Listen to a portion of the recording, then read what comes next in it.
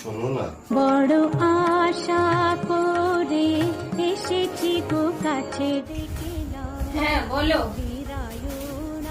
বলছি তো আজকে তো কেউ বাড়িতে নেই, তো আজকে তো কি হয়েছে?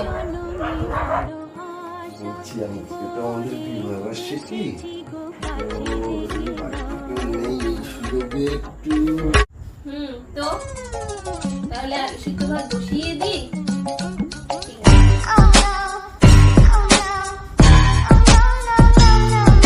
रुको जरा सबर करो।